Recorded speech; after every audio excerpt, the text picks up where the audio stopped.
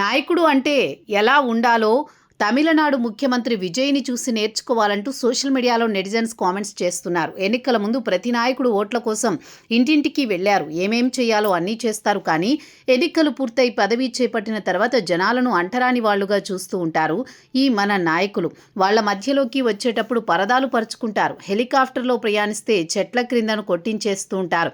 చివరికి తిరుమలకి వెళ్లడం ఇష్టం లేక ఇంట్లోనే తిరుమల సెట్స్ వేయిస్తారు. ఇలాంటి అద్భుత ఘట్టాలను గతంలో మనం చాలానే చూసాం. కానీ సీఎం విజయ్ ఎన్నికల ముందు ఓట్ల కోసం మన నాయకులులాగా డ్రామాలు చేయలేదు. కానీ ముఖ్యమంత్రి అయ్యాక ప్రజల వద్దకే పాలన అన్నట్టుగా ఆయన రూలింగ్ సాగుతుంది అనడంలో ఎలాంటి సందేహం లేదు.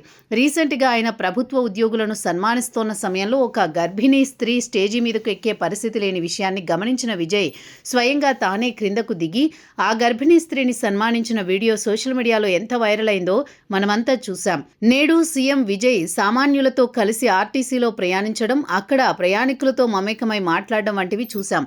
ఆయన తీరులో ఇసుమంత గర్వం కూడా కనిపించలేదు.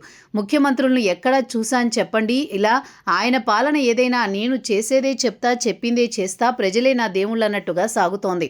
ఆయన తీసుకునే నిర్ణయాలు కూడా చాలా అద్భుతంగా ఉన్నాయి. దేవాలయాల్లో వీఐపీ దర్శనాలు రద్దు చేయడం, అదేవిధంగా దేవాలయాల హుండీలో ఉండే నిధులకు ప్రభుత్వం నుండి మినహాయింపు ప్రకటించడం వంటివి ఎంతో ఆదర్శప్రాయమైనవి. అంతేకాకుండా ప్రైవేటు స్కూల్స్ ఇష్టం వచ్చినట్టు ఫీజులు వసూలు చేసేందుకు వీల్లేదని, ప్రభుత్వం నిర్ణయించిన ఫీజులే అమలు చేయాలని ఆదేశించడం, దేవాలయాలు, స్కూల్స్ పరిసరాల్లో మద్యం దుకాణాలు ఎత్తివేయడం ఒకటా రెండా ఎన్నో ఉన్నాయి. అందుకే సీఎం విజయ్ రోజురోజుకి తెలుగు రాష్ట్రాల్లో కూడా ఫాలోయింగ్ క్రేజ్ పెరిగిపోతూ ఉంది. అందుకే విజయ్ లాగా పరిపాలిస్తే ఎంత బాగుంటుందో అని సోషల్ మీడియాలో నెటిజన్స్ మాట్లాడుకుంటున్నారు.